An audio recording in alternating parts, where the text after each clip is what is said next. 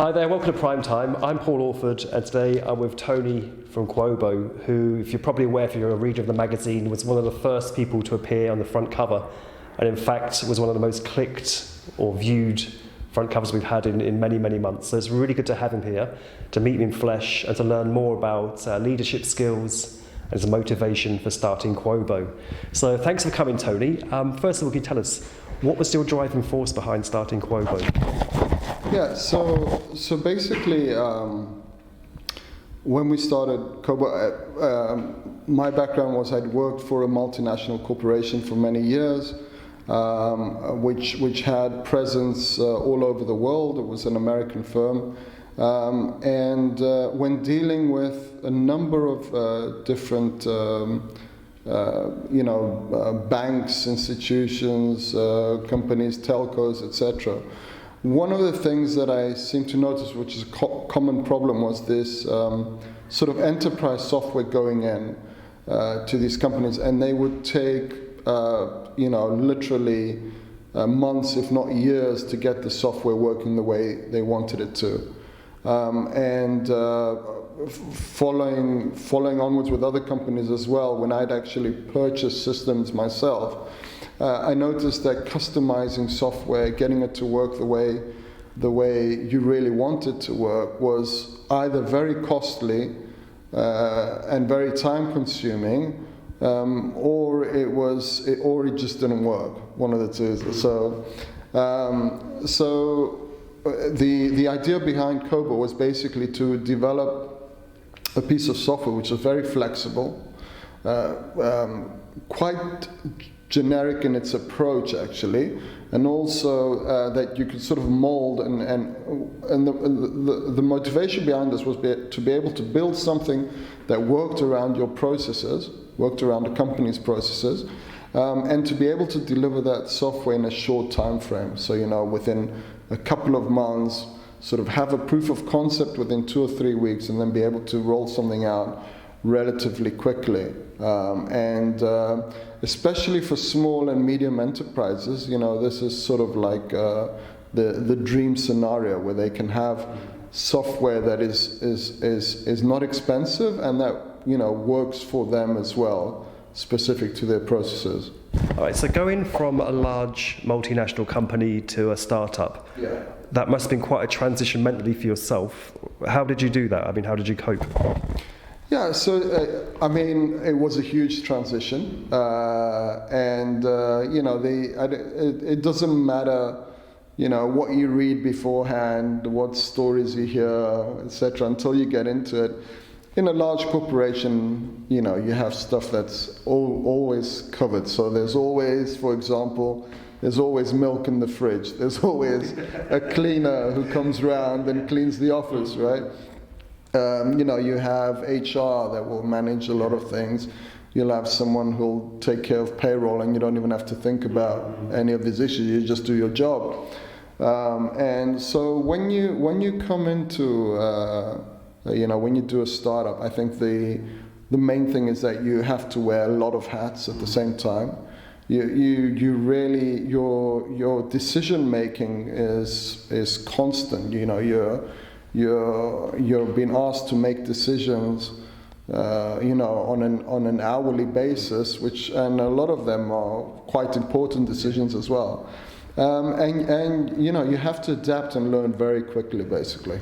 So going from your previous role, it wasn't just like a run-of-the-mill role, but you're now the captain of your own ship, so to speak.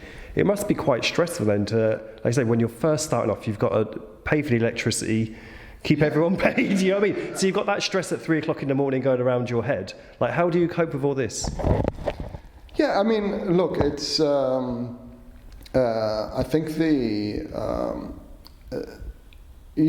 that's one of the core competencies for anyone that wants to do a startup, is they really have to, in essence, have to be able to have sort of thick skin and be able to cope with a lot of different types of stress. You'll have, because things are changing the whole time, whether you're dealing with payroll, whether you're dealing with a cash flow with a key employee leaving, whether you're dealing with sort of too much business at one point and then too little at another point.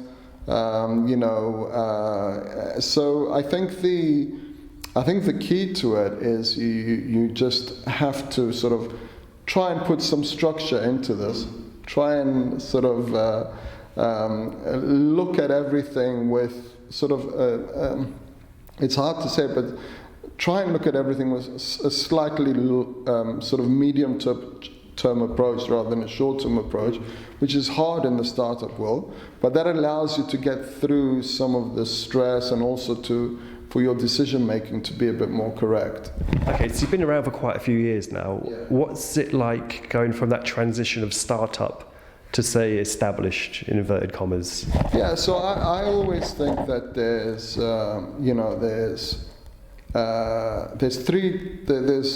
sort of 3 or 4 types of CEOs, right? So you have people that are ideal from getting a startup from 0 to 10 people, right? Then you have the CEOs that are good at getting your startup from 10 to 50 people. And then you get the ones that can take it from 50 and grow very quickly from then on. And so, and I think what I recognized very quickly was because of the role that I had previously. I was a VP for Europe, Middle East, and Africa, and all that. So my sweet spot was the sort of 50 and above. But I think what happened very quickly in my place was sort of recognizing that weakness and sort of saying, right, what are the, how do I change so that I can adapt to this sort of model and sort of go from 0 to 10 to 20, and then 20 onwards or whatever. Is it hard for you to kind of let go and delegate? Like, let's say, for example, and I hope that happens to you, you do go to like 200 employees, and maybe like a stock market listing. Would it be hard to delegate when you get to a certain level? Because really, if you've been there from day one and you own the company, to actually give somebody a large percentage of responsibility, is that quite a hard thing to do? Yeah, well, I think so. The thing about delegation is it's actually quite an easy thing. I find that for me at least, it's an easy thing to do if I have the right person under my supervision. So if I feel that I can trust someone, I'll delegate to them completely. But then if I feel that the person's in that role and I don't feel they can do their job correctly, I'll find myself, sort of micromanaging them out of necessity. So I think in order to sort of, at least in my case, to get away from the sort of not being able to delegate kind of thing, it does require smart recruitment, I think. And that's not always possible, because when you have a startup, sometimes you don't have the flexibility to hire someone that can that you can delegate to, but it's not that person's fault, it's just that you brought them in at the budget that you could afford at it. Right. So let's say you're in full-time employment now and you've got an idea. What is there, like a mental checklist you should do before you take that jump to become a startup? Because many people have ideas, but it's actually putting them into action is the big thing, isn't it, really? Yeah, I mean, look,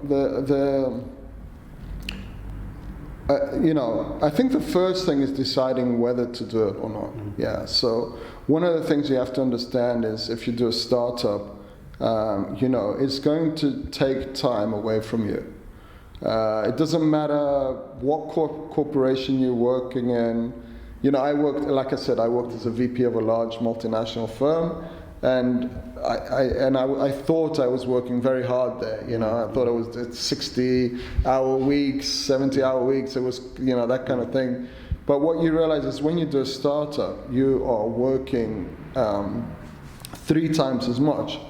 Maybe not in terms of hours. So hours you can put in the same hours, but the decision making that you're doing, the time that that you sort of gets taken away from you, whether it's to be with your family, whether it's to go and exercise, whether it's to, so all of this stuff, you have to realize that you will be sacrificing some of the perks you have, and it's just the nature of startups. It's a 24/7 thing, and that goes on for years. It's not that it goes on for 6 months or 1 year or 2 years. It does, for the first 5 years, you're pretty much guaranteed to be working round the clock.